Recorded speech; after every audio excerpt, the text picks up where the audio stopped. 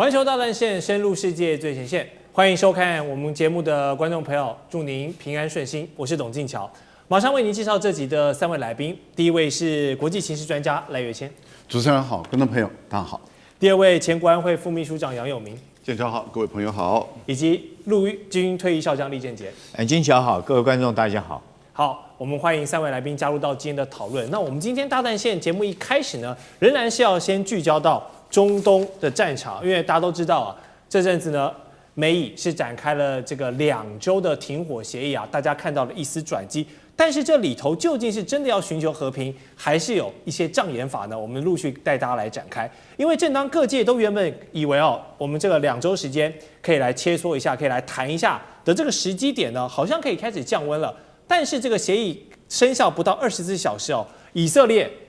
沒有不甩這個停火協議，它是持續的發動大規模的空襲，而且是對黎巴嫩哦。目前我們看到傳說的消息是，不只對首都貝魯特，包括了卡貝谷地到南部的領土等等，是連轟了100個地點，也造成了這個250人的犧牲，而且這個犧牲的人數不一定都是真主黨或者是軍事人員哦，很多都是平民老百姓，所以這個背後呢，也是有蠻多這個正義性的問題哦，包含醫療機構啦。黎巴嫩現在真的都被打到無法使用，感覺就是一個人間煉土、一個煉獄的感覺。好，納坦雅胡他怎麼說？他說黎巴嫩因為不在這次的停火範圍內，所以以軍是不打算鬆手的。他說以色列軍隊的手指頭呢是始終扣在扳機上的，意思就是隨時可能會重返戰鬥。所以美以停火，但是以色列態度這麼持續強烈，也讓川普的態度也必須要跟着強硬起來。他剛才呢就說了這個持續警告，如果伊朗膽敢破壞協議的話呢，將會面對美國這個即將發動一場前所規模沒有看過這樣如此大規模的展開。如果伊朗敢違約的話，可能就在後面等着他們，感覺就是要幫腔納坦雅胡。所以我們看到前段時間美軍已經是明顯想要讓這個事態降溫了，因為現在美國國內已經為這件事情燒成一團亂，但川普也想找個台階好終結戰爭，但是以色列這個小老弟不讓老大哥離開，持續的搞事，持續的對黎巴嫩真主黨甚至是伊朗的一些勢力來發動進攻，所以感覺他現在是一個這個彈劾的破壞者，不把整個什葉派的極端勢力給鏟除，感覺以色列是睡不着覺的，絕不罷休。所以我們現在感覺是川普他能夠約束到納坦雅胡嗎？究竟這個停火是美國說了算還是以色列說了算？感覺角色已經有點對調了。那麼以色列會不會成為美國現在戰略風險最高的一個不確定性的一個棋子呢？還有讓川普的民調害群之馬就是納坦雅胡，要不要背這個鍋？來，教授。川普有要約束內塔尼亞胡嗎？我的觀察是沒有要約束內塔尼亞胡。因為川普他想達成跟伊朗的協議，他還是需要以色列同意、以色列支持，他達成跟伊朗的戰火協議。對。對於川普來講，他搞的是兩面手法，他跟伊朗說，這是我跟你之間的停火協議來談判，但是伊朗透過調解方，也就是巴基斯坦這邊有非常明確的證據顯示，非常明確哦，這個證據顯示這個停火是含黎巴嫩跟其他地方，是因為我們看到巴基斯坦的總理把他們的電文已經公布了，對。這個電文裡面公布裡面就是伊朗他們提出來的條件，那也就是除了跟伊朗的停火以外，黎巴嫩含在內，而且還有 ERS， 是就是其他的地区，其他的地區當然有爭議可以討論，對，例如說指的是加沙的哈馬斯，或者是也門的胡塞組織，那是可以討論的，是。但是明確寫出2個國家名字的，一個就是伊朗，一個就是黎巴嫩，而這個有 at 到誰呢？有 at 到第一個排名第1名的，那就是川普。第2名是范斯，第3名是盧比奧，第4名就是這個中東特使所以4個人都有被通知到，他們也都沒有表達不同意的意見，都沒有的情形下，那也就是這些訊息都很清楚了。对，中國大陸介入了嘛？介入了，那也就是很明確的，那伊朗也同意了，那就是以10點談判作為基礎，從這個10點來做談判，而不是從美國的15點談判，也不是從巴基斯坦的15點談判哦，是從伊朗的10點談判。這一點其實都表達很明白，就是伊朗這次贏了，川普輸得很慘。好，那不管如何，至少台階給川普下了嘛。對，川普趕快就下了台階。可是內塔尼亞胡在國內面對一個最大的質疑聲，這個質疑聲是什麼呢？也就是他的反對黨認為說，這是美國跟以色列聯合的對於伊朗的戰爭。那現在美國跟伊朗已經在進入停火的談判了，而這個停火談判是含及以色列在內了。以色列是不是被棄權了？也就是被摒除在談判之門之外了。那這樣的話，內塔尼亞胡要為這一次的戰爭負起政治責任來。對於內塔尼亞胡來說的話，我們有戰果。第二個就是我們沒有說停止對於黎巴嫩的攻擊，所以他馬上就做動作了。對，那馬上就做動作对黎巴嫩進行攻擊的時候，這是經過川普的首肯。至少川普，我想他可能回答說 "up to you" 吧。就是說，那你要我對伊朗停止攻擊，那我对黎巴嫩要进行攻擊，可能川普就說那就隨你便吧，請便吧，請自便。那對於黎巴嫩來講的話，那當然就是炮火猛烈，不是对以色列來講，打這個黎巴嫩就炮火猛烈了。好，現在的情況對伊朗來講，他面對一個選擇，為什麼？因為伊朗出不出手？伊朗如果不出手，去幫這個黎巴嫩打這個以色列的話，那伊朗未來在這兩個，一個真主黨，一個就是胡塞組織，還有哈馬斯，他的領導力怎麼建立起來？特別是現在是小哈美內伊哦，小哈美內伊在3月31號，他講得很明白，就是要真主黨跟胡塞組織介入對以色列的戰爭。所以4月1號的時候，這3個地方同時對以色列進行猛烈的攻擊，這代表什麼？小哈美內伊的影響力，他的命令給予這2個國家跟地區嘛。好，現在的情況就是，如果黎巴嫩挨打了，而伊朗並沒有攻擊這個以色列的話，那伊朗怎麼向真主黨交代？這是第一個問題。好，可是如果伊朗攻擊了這個以色列的話，那美國怎麼辦？美國要不要幫助以色列跟伊朗戰爭？如果美國幫助以色列跟伊朗戰爭，美國就是一個撕毀談判的人嘛，因為當初談好的是美國跟伊朗停火嘛。對。但是沒有談說美國跟以色列打的話，美國要介入跟伊朗的打仗啊。當初的10點協議跟停火協議沒有談到這一點啊，那你美國怎麼辦？所以我個人認為，如果我是小哈美內伊，我一定是攻擊以色列。我攻擊以色列以後，我來看你美國要不要撕毀合約。如果你美國撕毀合約呢，破壞停火的協議的人就是你川普。可是我覺得伊朗的反應太慢，伊朗反應慢，所以才讓川普又有空間在威脅了嘛。說如果你怎麼樣，那我就對你們怎麼樣。那這個就是因為伊朗的反應不夠快。伊朗反應如果夠快的話，今天就讓你川普的嘴巴開不了口，因為你怎麼辦？挑戰你美以了，不是美以之間的關係。是。好，沒錯，這個以色列因為現在仗着自己在這個合約的排除之外呢，他可以持續感覺好像川普給了他一個綠燈，繼續對黎巴嫩愛怎麼打就怎麼打，也是成為現在這個2週裡面最大的一個變數。我們繼續來看，弔詭的是呢，就連美國自家人副總統范斯，他都認為這個協議其實是一個非常脆弱的停火。那軍方的高層凱恩也警告，這停火只是暫時終止的，美軍也是隨時可能重新再戰。那另一方面，伊朗也提及了，如果這個協議隨時破局的話呢，他們的武裝部隊一樣，跟你剛才納坦雅胡講的一樣，我們的軍人這個手呢還是扣在扳機上，隨時可以跟你來拼個輸贏的感覺。好，大家都還不願意徹底放下武器，可見現在停火背後呢還是有很多的爾虞我詐，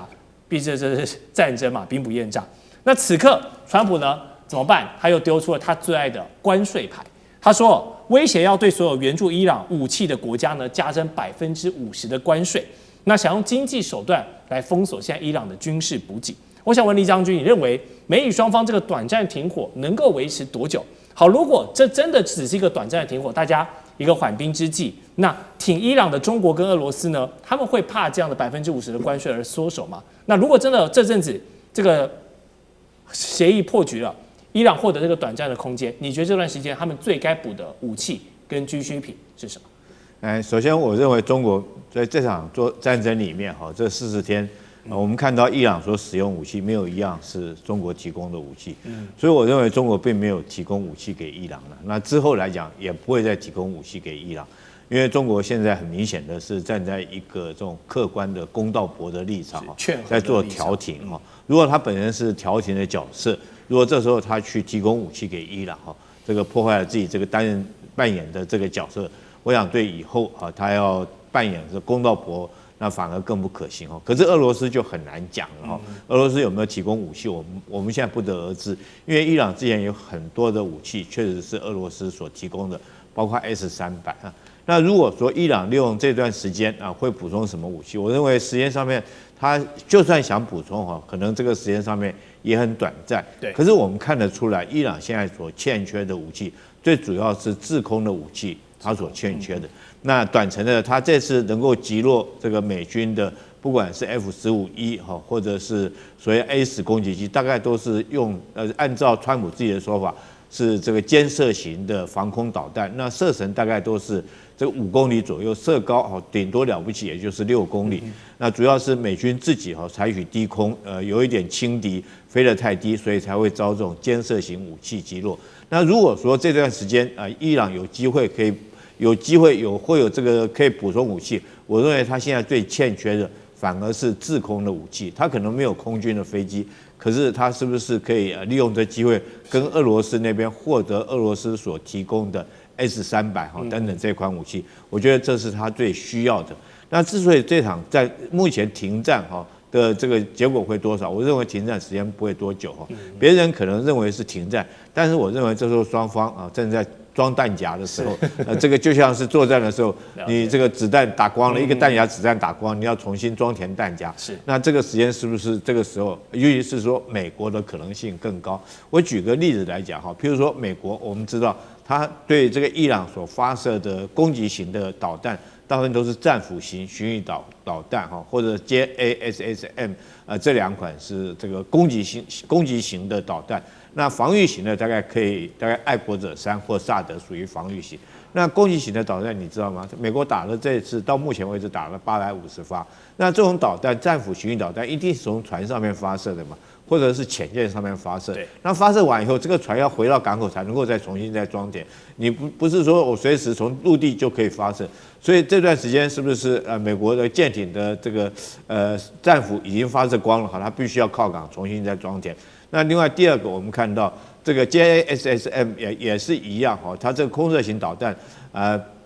現在它整個庫存大概只剩下450枚左右從戰前的2000枚到現在450枚，可見的美國已經不足了。那按照媒體的說法，它這批導彈最多只能在做17架次的攻擊，所以說我認為美國這個極可能在這段時間是在做彈藥的補充。等它補充完以後布希號也到達戰場之後，可能這場戰爭又會重啟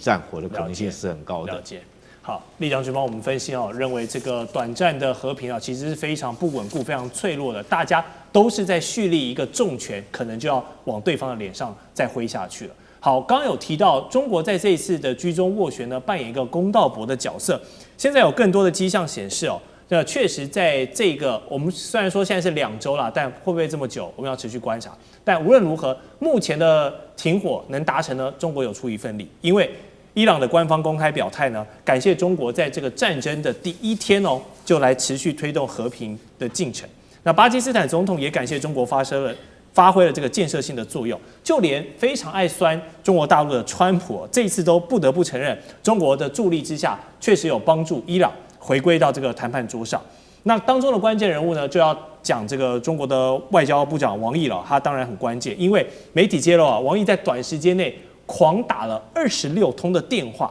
好，這個奪命連環扣的目的就是各方協調，因為其實要談的不只是2個主事國，還有很多周邊的一些其他國家來共同交涉，然後濃縮出了他認為能夠穩定中東，或者中方立場認為能夠穩定中東的5點倡議。王老師，我想問你，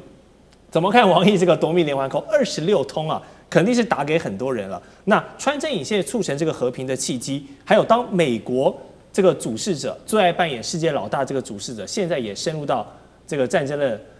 泥潭裡面的話，現在是不是世界警察的角色好像變成有點是中國大陸了？我要川普覺得他才是世界警察了那而且川普認為伊朗之所以願意答應停火，是因為中國大陸的促使。那王毅沒有狂打了這個形容有一點誇張，因為戰爭其實打了很久。他是打了相當多電話。最早我記得他是跟埃及的外交部長然後呢，沙烏地阿拉伯都表達說他要派中東特使，所以如果我們把中東特使应該叫翟瑞，那在這個穿梭以及他打電話加進去的話，那可能就不止26通了。那王毅後來最重要的關鍵，他也和伊朗的外交部長通了電話。那這個已經到了後面3月底的時候，最重要的是，當巴基斯坦、埃及跟土耳其開始3國在做穿梭外交的時候呢，他和巴基斯坦聯繫，然後呢公布了一個公開的5點這個倡議。那這個5點倡議呢，我們現在看基本上就是不管是巴基斯坦還是伊朗還是海灣各國，特別是美國，大概都在這個基礎上達到今天的停火。雖然這個停火現在其實還不需要太樂觀，因為總是會有一些要調試，比如說以色列還是在打真主黨，比如說到底伊朗可不可以擁有發電用的濃縮鈾啊？這類問題都還是會造成將來可能無法真正的和談，而且和談怎麼進行？面對面還是在透過巴基斯坦穿梭外交？但是呢，我剛剛講這5點，哪幾5點呢？第一個他說立即停止敵對行動，那就是停火嘛。對哦。第二個，盡快開啟和談。這和談我說不一定面對面呢，透過巴基斯坦，現在已經開始，雙方的10點5點都已經透過巴基斯坦。第二點，確保非軍事目標安全啊，這個很重要，你不可以摧毀一個文明啊。到底是伊朗文明會被摧毀，還是美國霸權文明會被消滅衰退呢？所以當川普講摧毀一個文明的時候，這個就很緊張，大家都在責怪。所以你不可以去針對非軍事目標，也就是針對所謂能源的這些攻擊，確保航道安全，那這個很確定的。第5個，確保聯合國憲章的首要地位，那就是基本的國際秩序跟國際法的架構。那後來在聯合國的時候呢，巴林想要通過一個法案，說用軍事的方式來去維護荷爾木茲海峽的通航，結果被中國大陸跟俄羅斯聯手給否決掉。因此呢，就表示凸顯這個東西。所以我覺得這一次中國大陸在背後的這個整個外交的穿梭才是真正的關鍵。你甚至可以看到後面的時候呢，基本上其實是美國跟中國在做外交上的拉鋸，以及在中國大陸透過他的表達之後，對於巴基斯坦跟伊朗能夠去參與到和談的一個支持。是。好，謝謝楊老師的分析哦。那節目待會回來，我們要繼續討論剛才提到很重要的，各方都很關注的荷姆茲海峽的安全通行與否，當然很重要，但是錢也很重要。現在美國憑什麼跳出來想跟伊朗做這個通行費的分賬呢？還有石油人民幣、電力人民幣的能源布局，在中東戰爭這場契機之下，能夠找到生長的土壤嗎？我們待會回來告訴你。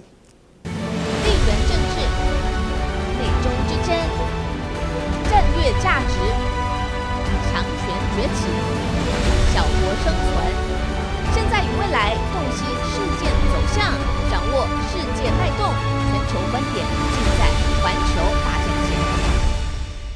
好，前段節目呢，我們的來賓都分享了這個2週的停火，大家先不用太樂觀，因為一旦有任何的閃失或是誤判呢，可能戰火又要重啟。不過，相信現在大家最關心的還是荷姆茲海峽這個全球石油能源的要道。究竟什麼時候才能恢復正常哦？因為先前根據伊斯蘭革命衛隊他們公開的一個航行地圖哦，是有明確標記這個避開水雷的路線的，代表呢他們是在這個航道的一些關鍵要角真的是有這個埋雷哦，真的有雷的。所以如果你沒有引水人幫你帶路呢，你想路過那就是在玩命。然后另外在這個錢的部分呢，原本伊朗是想跟阿曼來合作收取這個荷姆茲海峽的通行費，結果阿曼的交通部長表態，他們要遵守這個協議的精神不會對通過的船只來收取費用的說法。結果你知道怎麼着？阿曼不收，誰來收？美國來收啊！川普立刻跳出來說，他要來跟伊朗聯合管理荷姆茲海峽，然後一起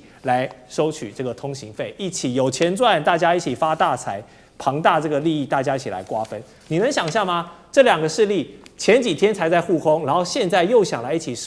刮這個過路費哦。那也許這個川普的商人思維真的是領先大家一步，我實在是不知道他怎麼想的。不過軍事方面，我想先問酈將軍哦，伊朗對於海峽的控制，我們看到已經不只是象徵性的說我要封鎖，而是真的有布置這個水雷，包括他們的無人機。他們的反艦飛彈、自殺小艇、岸基打擊系統等等的武力威脅。所以如果沒有伊朗的引水人要來領航的話，大家想要過這條航道，是不是真的是難如登天？我想你這句話非常重要哈，伊朗又再次全面封鎖荷姆茲海峽，那昨天才說要開放，今天又再次封鎖哈，所以現在目前我們在這個節目播出的同時，荷姆茲海峽還是牢牢的掌控在伊朗的手上，是沒有辦法通行。那為什麼伊朗又再次封鎖荷姆茲海峽？很明顯，伊朗講的理由就是說，以色列又對黎巴嫩真主黨又發動攻擊哈。那伊朗認為說是黎巴嫩真主黨是在這個所謂的停戰的協議的條件之一，但是以色列去打黎巴嫩真主黨的話哈，他就要再一次封鎖荷姆茲海峽。那從這個關係我們就可以知道，我認為伊朗跟黎巴嫩真主黨兩個是唇齒相依了。對，如果沒有了伊朗哈，這個黎巴嫩真主黨可能也會被殲滅。但如果說沒有黎巴嫩真主黨哈，伊朗就少了一隻牙齒哈。所以在這種狀況下，彼此之間是絕對唇齒相依。可是我們很明顯看得出來，這次以色列納坦雅胡哈，雖然說他口頭上面這個答應美國說停火，可是事實上在川普第一時間說要這個停火2週的時候，這以色列的反應是2句話哈。第一句說感到非常的憂慮，第二個是非常的驚訝。可見呢，川普當時要停火，並沒有跟以色列商量過。那如果說是美國自己抽腿走了，剩下單獨以色列，以色列一定認為說是這個，不管是黎巴嫩真主黨啊，或者是伊朗，會加大對他的打擊。因為這次說停火，伊朗並沒有也沒有把以色列包括在裡面哈，純粹他只是跟美國兩者之間的事情。所以說，以色列当然也看準這個時機，要把美國重新再拖回戰場上。他想要把美國拖回戰場上，唯一的一個最好的方法就是對黎巴嫩真主黨加大打擊。那一加大打擊，伊朗一定會再動手。伊朗一再動手的話，那這場戰爭川普又就要被拖回來。所以我認為這很明顯的哈，這場戰爭打到現在，絕對不是川普一個人。你可以說是要開戰你就開戰，但你也不是說你一個人想要停戰就停戰。現在你雖然說想要停戰，可是我們看得出來，以色列不肯停的話，你也停不了。那之所以伊朗可以封鎖荷姆茲海峽的手段，我覺得很多了。從開戰到現在整整40天了，40天過去，我們看到這個本來美國跟以色列的這種戰略構想，從推翻這個伊朗的這種神教政權，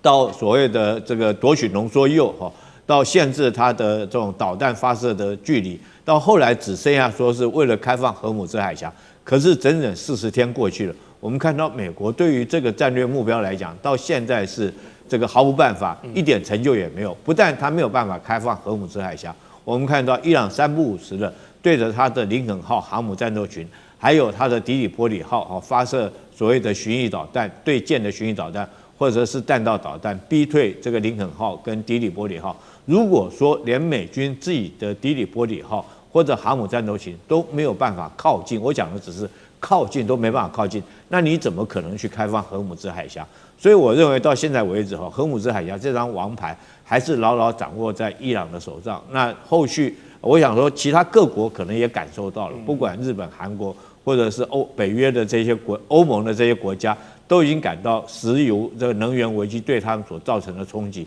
所以我想後續來講的話，難怪包括法國總統還有日本。那目前來講，都希望彼此私底下跟伊朗溝通能夠盡快獲得能夠通行荷姆茲海峽，能夠將這個能源運出來。所以我覺得這把川普可以很明顯的到現在為止，他還是進退維谷是這個不管是打或者是談，對他來講都陷於兩難。是，好，中東的局勢確實變化是非常快速，跟很多大家意想不到的發展。美國在戰場上都未必是全權掌控局勢了，經濟上卻是不落人後呢，搶着要收割成果，因為在阿曼拒收過路費之後呢，川普跳出來硬要分紅啊。那如果真的讓美國來分一杯羹，介入到這個收取費用的行列裡面，會不會惹怒所有依賴能源的這些國家呢？要知道，美國跟伊朗是有非常大的國仇家恨的，會同意讓這個敵人一起來發大財、共享龐大的利益嗎？也許是我的認知太淺了，我是覺得這個邏輯怎麼想都想不通，所以想請教賴教授幫大家分析。這個川普想的太美了啊，怎麼可能呢？啊，那難道以後就是美國跟美國的陸軍啊，美國的軍隊好了，然後跟這個革命衛隊2個人就站在这個海峽這邊，然後呢，船只過來以後就開始收費了。收費以後呢，旁邊有個財務官，他在那邊做賬。做完賬以後呢，最後等到要交班了，例如說5點鐘要換班了，然後我們要做個小結嘛，看看我們收了多少錢。然後呢，財務官再來開始做賬以後，後面再來稽查員美國派一個這個伊朗派一個2個人這邊見證的情形下，雙方簽字說好，到我這邊收了多少錢，然後你分多少，我分多少，然後我們一起下班了5點了，那我們去旁邊的酒店喝杯小酒吧，有可能嗎？笑死人嘛，從來不可能的事情嘛。所以川普講的這種是鬼話，是不要把它當這一回事，這是一個笑話啊。他做的夢做的美，但是我們話說回來，伊朗從來沒有一個字，從頭到尾到現在沒有一個字說開放赫爾木茲海峽，一個字都沒說過，他只說是控制性的通行，他用的都是管理控制性的通行。是誰管理誰控制都在伊朗手中，他從來沒有說開放赫爾木茲海峽。是講這句話的是誰？是川普啊，胡說八道。為什麼？因為你川普說，哎呦，赫爾木茲海峽開放了，對，伊朗說我從來沒有說過啊。第二個，那請問赫爾木茲海峽控制在誰手中？在我手中啊，那是我說了算還是你說了算？更何況赫爾木茲海峽，它基本上對伊朗來講，今天能夠把美國逼到談判桌，美國逼到彈劾的，就是因為封控這個赫爾木茲海峽。全世界的油價高漲啊，而且油可能都運不出去，會造成比2次的石油危機更嚴重的石油危機。那這樣的情形，全世界受不了，美國受不了，美國盟友也受不了，大家都受不了的情形下，只有能夠從這個地方拿到油的国家，像中國大陸等等的，他們當然就形成更有強大的競爭優勢地位。這個對於美國來說的話，怎麼可能讓這個事情發生？那既然不行的話，那該怎麼辦？所以美國才必須要妥協的。它具有非常高度的戰略槓桿的作用。所以小哈梅內伊給了伊朗的人的一封信，講得很明白。第一個就是要繼續抗戰到底，第二個就是控制赫爾木茲海峽，這是戰略槓桿，絕對要牢牢的掌握在手中，不能放掉。你想，最高領導人放了這個訊息，怎麼可能說這個伊朗還跟你分錢？然後這個是想得美，而且還怎麼可能把你這個作為談判的要件都想得太美？我個人認為，赫爾木茲海峽什麼時候打通，完全開放不收錢，戰爭結束，美國撤出中東，這個時候就不會再收錢了。因為戰爭結束，美國軍隊撤出中東，如果今天伊朗再收錢，連中國大陸跟俄羅斯都會跳下來說，這個是違反國際法的。所以我認為伊朗在那個時候就不會再收錢。好，前頭話題除了有美伊這2個主事國之外，其餘的國際勢力又是怎麼來看待赫爾木茲海峽的利益平衡呢？我們看到法國總統馬克宏他有跳出來公開表示，號召了15國來共同維護航道的安全，而且當中是沒有美國的角色的。同時，北約這邊的氣氛也很微妙，因為川普就批評這些盟友嘛不仗義啊，我在這邊發動戰爭，結果你們都在袖手旁觀啊，然後被他點名這個不合作的國家，包括了德國、西班牙、法國、意大利，都是在歐洲蠻有話語權的國家。同時，在遠東的南韓政府也是因為這個他們的商船遲遲被扣住，也走不了，然後想要獲得伊朗的這個通行豁免也要跟德黑蘭進行接觸了。所以我們看到從歐洲到這個東北亞，美國的這些盟友現在真的都忍不住了，要開始繞過美國，然後來做一些交涉，就是為了確保自家的船只、自家的國家利益能夠在海峽現在這個情況下呢，能夠獲得一些保障了。那美國過往是這個全球的老大，這個一呼百應的情況下，到現在大家都要繞過你去談事情了。美國的霸權跟國際規則是不是有點被川普總統玩到有一點這個喪失信任的這一步了？楊老師，你覺得走到這一步了嗎？沒有錯。其實這一次美國對伊朗的戰爭是一個非法，而且是一個侵略戰爭。那我覺得關鍵其實是它不只是沒有得到國際的支持，它其實造成了國際的極度的恐慌，因為伊朗以它僅有的高原堡壘的地理優勢，再加上算是原始的飛彈跟無人機吧，只不過是量儲備了很多，就把美國跟以色列的大兵給打得招架不住。而美國呢，面對伊朗那種玉石俱焚，也就是你打我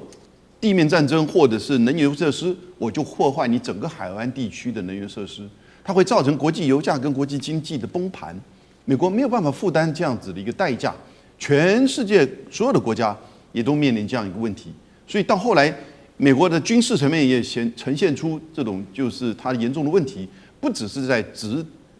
這個所謂的領導指揮，它也在你看的軍事層面，那個 F-15E 的飛行員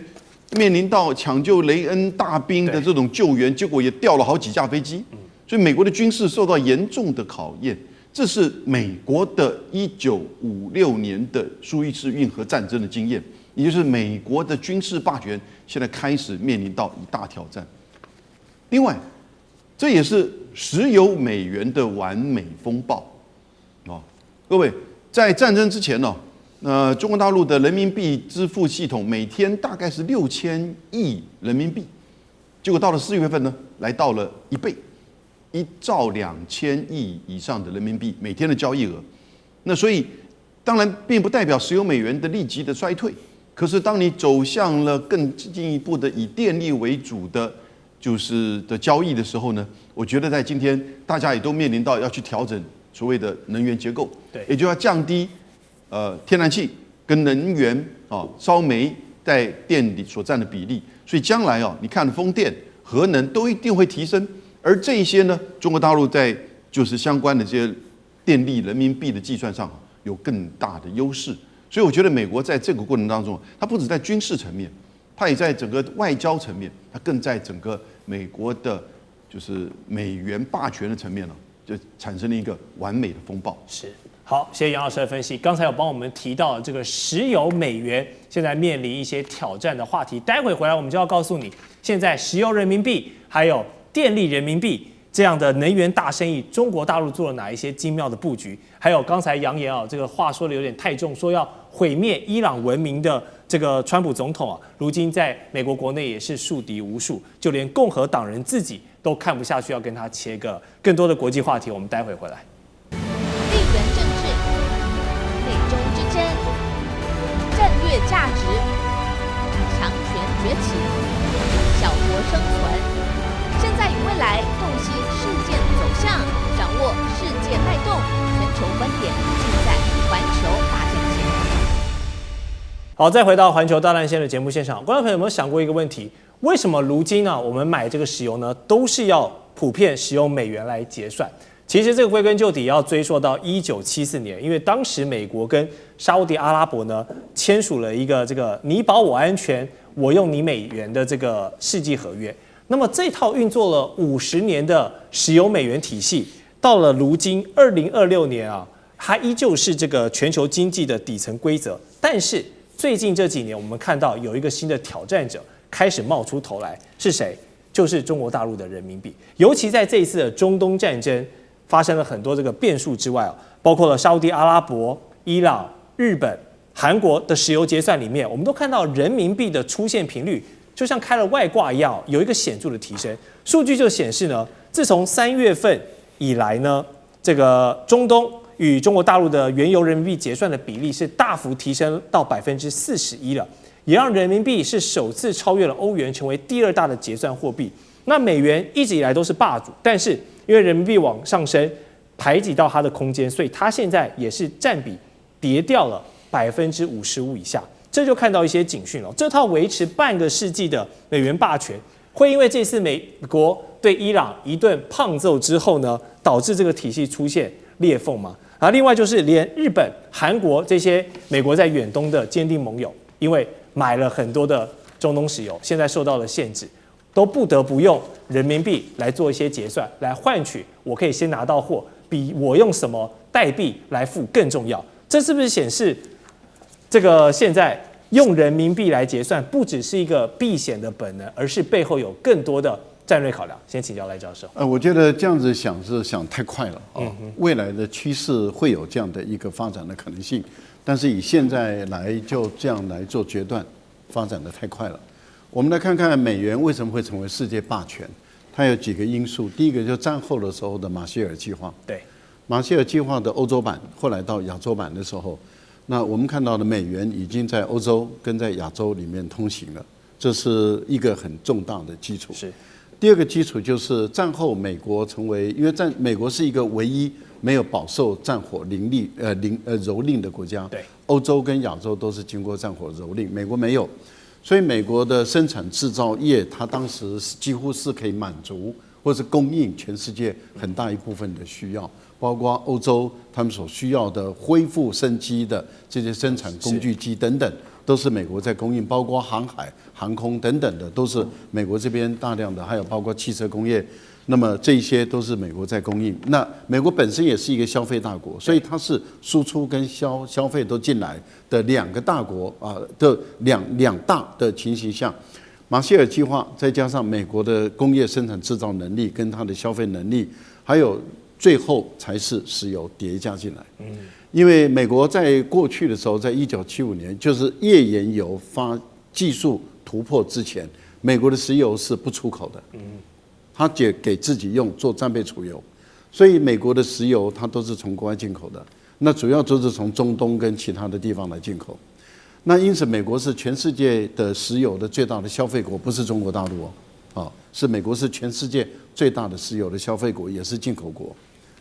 那在这個情形下，當美元跟石油掛鈎的時候，美元就因為石油的關係，很快的再加上馬歇爾計劃，再加上美國的製造業跟消費市場，就推上美國的霸權地位了。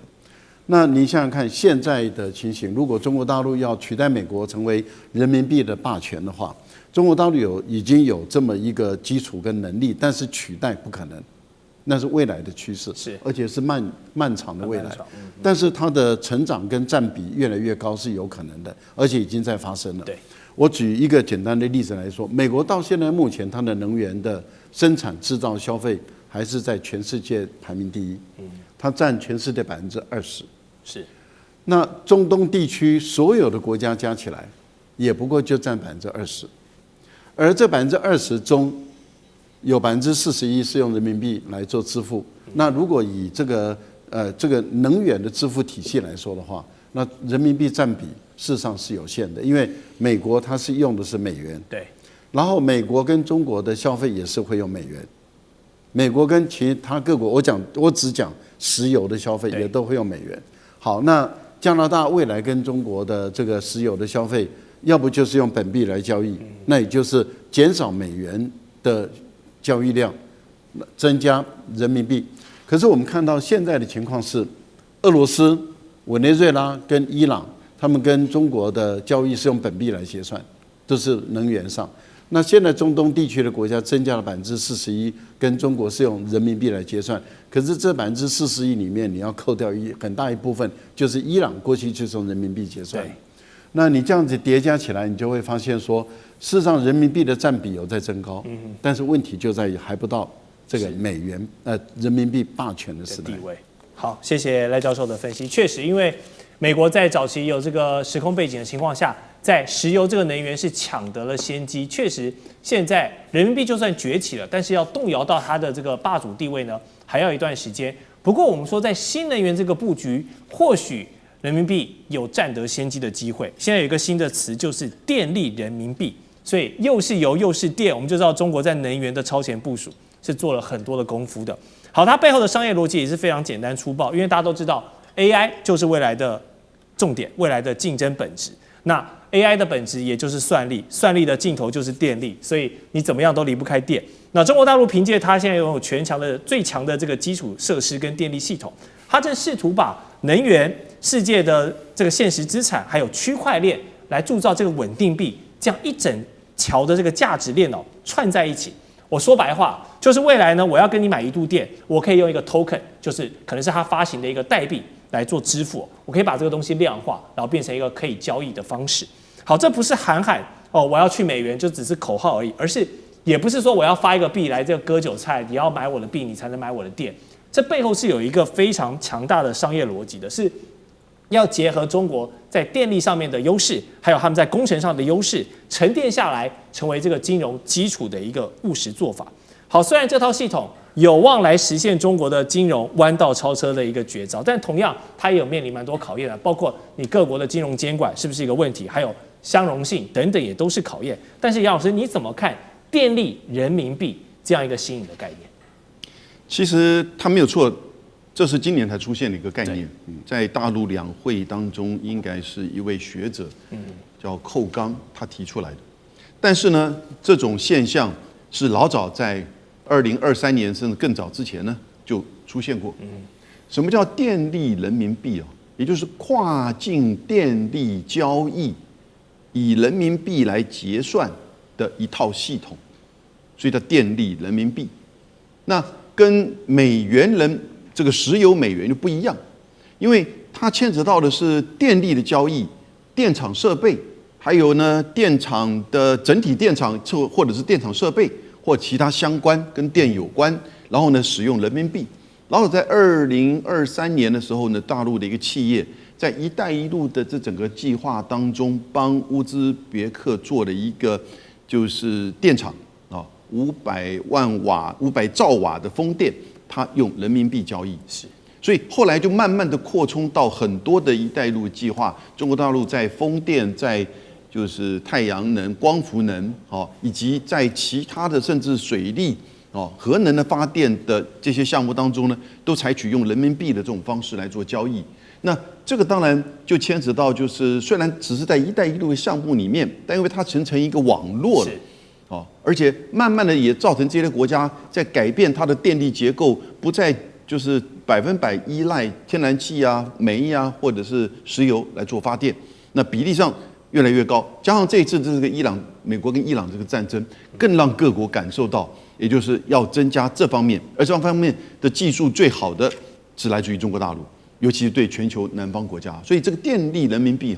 他們有一個統計，大概到2030年的時候呢，中国大陸的電力人民幣的這個預計可以達到5000億。人民幣的這個規模，然後呢，大概到了2035年呢，全世界8%到10%的電力的貿易是用人民幣來做計價，所以你就看到這個電力人民幣它的影響跟它的重要。那如果以全球的規模來看的話呢，它的的確確就一句話，電力就代表的是國力了。確實，這個電力就是未來新世界的石油，所以現在電力人民幣這個布局我們可以持續觀察。好。美伊這次的2週停火正面發展，我們當然途中有這個中國在施力，也有巴基斯坦在斡旋協調的結果獲得了國際的一片好評，還寫下了一個教科書級別的外交案例。那我們都知道嘛，中巴的關係非常好，有着這個中巴鐵桿的傳統，說他們是鐵桿兄弟這樣的感覺。所以可想而知，巴國許多的建設啦、金融啦、國防啊、軍事啊，都少不了北京在背後撐腰嘛。那現在巴基斯坦他們有一個新的概念也是宣布。要利用香港作為這個離岸人民幣中心的優勢，來強化人民幣的結算跟投資這步棋就下得很妙了，因為用人民幣來深化金融，然後綁定雙邊關係的未來發展。所以李將軍，你怎麼來看這套模式？剛剛我們楊老師有提到"一帶一路"，巴基斯坦跟香港做這樣的一個連結，如果真的成功的話，是不是可以未來在"一帶一路"更多的重要節點上來copy and paste 複製貼上，用這樣的模式。我們先看這個巴基斯坦跟中國在地緣上面、地緣戰略上面就有不可分的密切關係哈。我們看到在所謂中巴經濟走廊，主要是巴基斯坦南端的瓜達爾港哈，這個從阿曼灣一出來就是瓜達爾港哈，而瓜達爾港就直接可以連接到中國這個西部的新疆，連接在一起。那如果利用這條經濟走廊的話，就可以避開走這個海洋的所謂的這個新加坡哈，這馬六甲海峽哈，甚至避開南海。那第一個路線上面比較近嘛，第二個也可以避免掉美國在這方面封鎖或者是切斷。所以在地緣上面，中巴有兩國密不可分的關係。所以之前两国是在軍事上面合作，後來在經濟上面合作，所以中巴經濟走廊哈，主要是這個。那現在更密切的在金融上面哈，可以採取密切合作。那巴基斯坦到目前為止，我們講的中巴經濟走廊目前已經進入到第2階段，也就是說以企業這個以發展為重心哈。那為什麼要以企業發展為重心？因為如果說他們這個巴基斯坦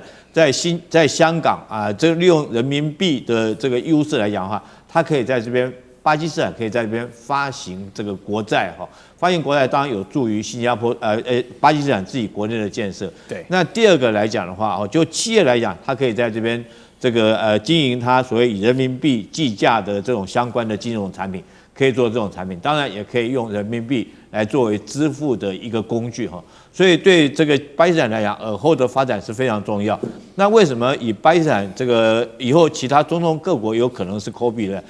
巴基斯坦這套模式呢？因為我們知道中國現在可以說是能源輸入的一個大國，全世界的能源大概16%到20%哈。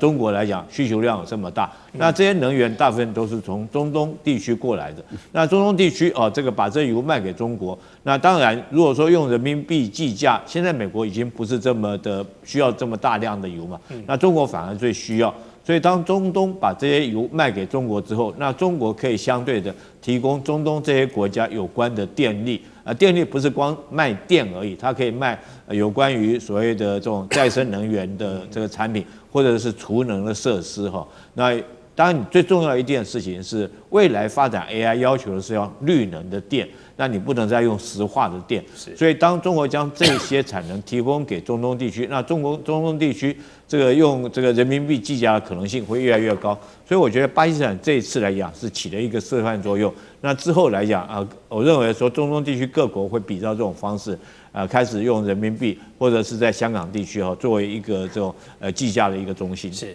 好，謝謝李將軍的分析。我們下段最後一段節目回來呢，就是要來看美國期中選舉的風向，如今對川普也是越來越不利了。教宗譴責，共和黨人也要跟他切割。那麼究竟川普總統走向距離眾叛親離的處境還剩下多遠？我們待會回來繼續跟3位來賓討論，來聽聽他們的精闢分析。地緣政治、美中之爭、戰略價值、強權崛起、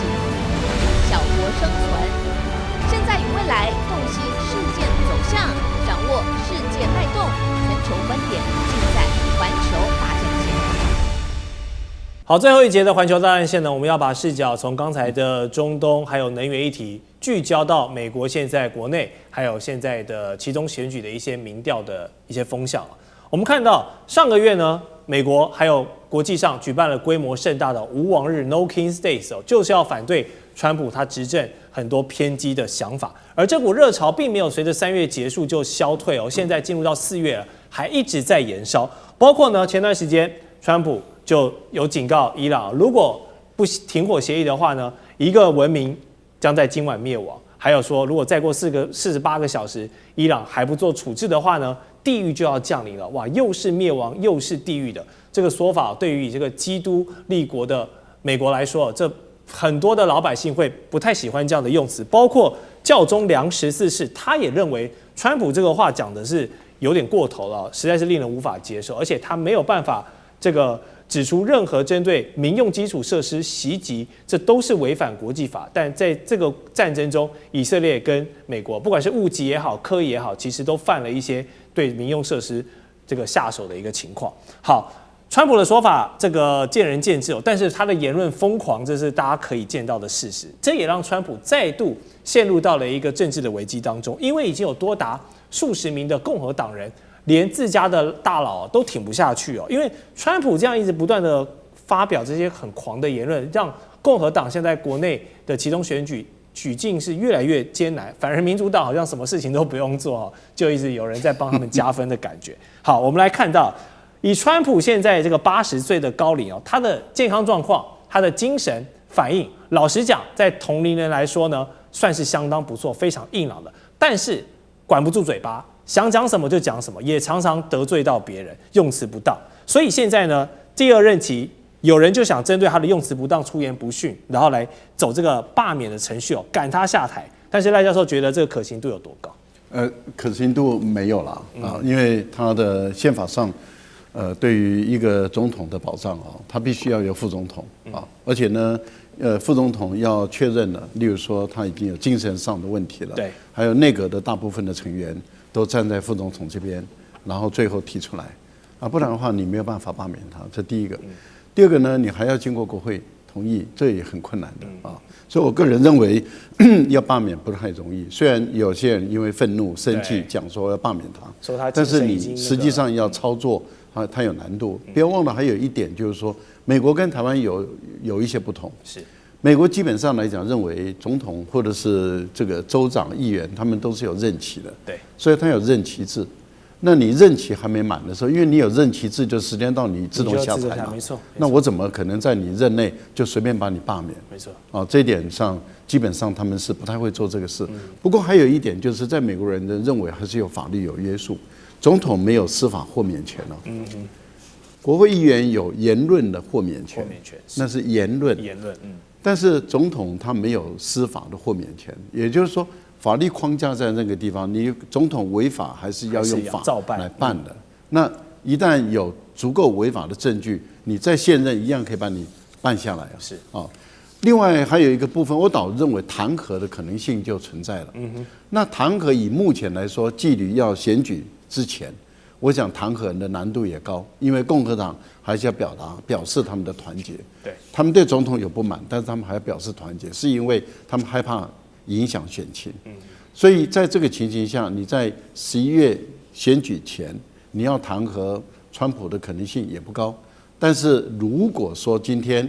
這個共和黨失掉了這個國會的絕對多數的話，那川普後面的任期面對彈劾，我覺得可能性就很高了。是，包括關稅，包括這次發動這個戰爭沒有先經由國會的同意，我覺得這些都會讓川普在後面的2年多的任期，他都要面對彈劾。是，好，包含這次美國對伊朗發動的戰爭其實包含美國民眾甚至是共和黨人都不一定是全部買單的，很多人都認為當中是沒有正當性的。也傳出共和黨現在呢，這個黨內已經傳出私下畫了一條時間線，就是警告川普呢，要根據這個戰爭權利法，就是總統發動軍事行動後的48小時必須要通知國會，如果國會沒有正式宣戰或授權，這場軍事行動不能超過60天。所以我們掐指一算這個60天的底線呢，就是在4月底。如果到時還不能獲得國會的支持呢，來這個授權那川普他不管你打到哪裡，不好意思，你就是要喊卡，全部撤軍回來。好，那這樣的動作不止共和黨議員反對，甚至連川普的鐵桿支持者 MAGA 陣營，我們都聽到了有很多的聲音。我們來點名幾個人包括這個保守派的評論員卡爾森，他就批評川普對伊朗的這個威脅言論，簡直是道德淪喪，甚至是邪惡的。好，另外一位極右翼的陰謀論的名嘴瓊斯，他是說川普年紀大了，可能已經有點失智的風險，講話也是這個不倫不類了，所以要解除他的這個職務。另外，川普的鐵桿支持者保守派的播客主持人歐文斯，他說川普現在的形象已經跟種族滅絕狂人捆綁在一起了。所以3個過往都是非常右翼可能都是這個共和黨潛在支持者的這些人，現在都已經公開表達川普的很多言論，他們都看不下去，要求國會跟軍方出面干預。那我就想問一個問題：如果根據這個戰爭權利法，整場戰爭必須在4月底前結束的話，這會是川普最後的底線嗎？還有，換言之，如果伊朗不管是彈劾也好，繼續拖也好，只要撐過了4月底，是不是代表這場戰爭最後的贏家其實是伊朗？我覺得以美國現在的氛圍這個在就是在4月底，也就是說戰爭打到第60天的時候，美國國會是不太可能会通過他這個戰爭，讓授權川普去發動這場戰爭的，甚至有可能在國會裡面就制止這場戰爭，因為現在美國整個國家的政治氛圍確實是如此，包括到他們自己本身的川普的 MAGA 派還有共和黨都不支持所以我們也看得出來，是不是也因為如此這個川普現在變得非常的焦慮以及不安。原來他預期這場戰爭只是4天就結束，後來延長到4個禮拜，但到現在我們發現已經40天了那美國在這場戰爭之中是無法取勝的。在這種狀況之下，川普可能也自己知道，就算是到4月底，他也沒辦法在這場戰爭之中獲得勝利。那如果因為國會逼迫他必須要退出這場戰爭，那對他不管是個人的政治生涯，或者是對美國的國家形象來講，都是一個毀滅性的摧毀跟打擊哈。那如果說是美國在這場戰爭退出，我想說是這個感到最憂慮以及最不安的反而是以色列。那會不會美國退出之後變成以色列自己要單打獨戰啊？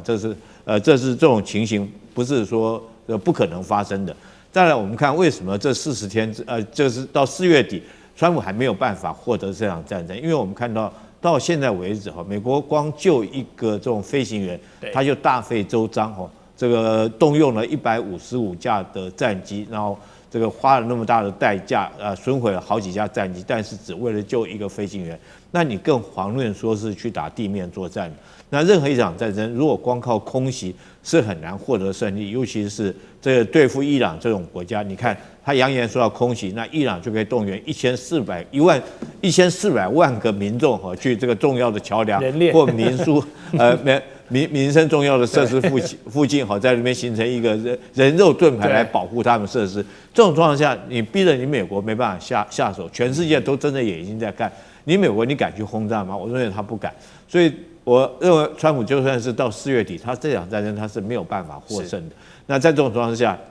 這個到4月底會有什麼樣一個發展？我覺得很可能川普就自己找個理由就退出這場戰爭。好，現在真的確實風向已經改变了。過往我們都知道，川普的死忠支持者 MAGA 陣營，他們在政治光譜上面是最狂熱的一群人，當年連這個佔領國會這種事情都幹得出來。但是為什麼這一次呢？美伊戰爭會讓這些人也跟川普要離開了，要眾叛親離了？美國社會如此反彈這場戰爭的原因為什麼這麼大？楊老師 ，MAGA 為什麼支持川普？因為美國優先。那這裡面當然很多美國的國家利益、民族認同，甚至一些意識形態。对。但是川普现在為止在對伊朗的戰爭上顯現的是什麼？以色列優先，金主優先。然後呢，自己誇大的這些言辭言論，讓大家覺得跟他實際上的政策相背而馳。所以對於以色列，很多美國的這些福音教派人是支持的，尤其是錫山主義者。但是福音教派裡面也有不是如此的觀點的。所以以色列的金主對於美國的政治人物的影響是很深刻。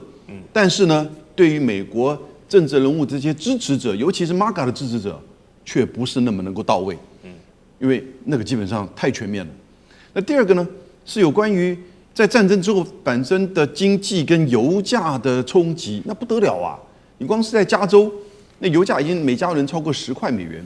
那整個美國平均呢，他們是說大概是超過5塊美元。对，戰前只有3.6到3.8美元一加侖。所以你心裡痛嘛？他們這個視頻上面說一邊在加油一邊在罵川普。那當然也有 MAGA 會罵了，對不對？所以越來越多的比例在對川普的這個伊朗政策對產生批判，尤其是你看到他現在的支持度降到37%了。那過去大概他就任以來都一直是40%以上，甚至還有更高的時候。現在37%，我覺得這已經是一個嚴重的警訊。是35個共和黨的眾議員決定不選了，沒辦法去支持你了。然後呢，更多的名嘴開始這個跟他這個站立不同邊，都開始在罵他了。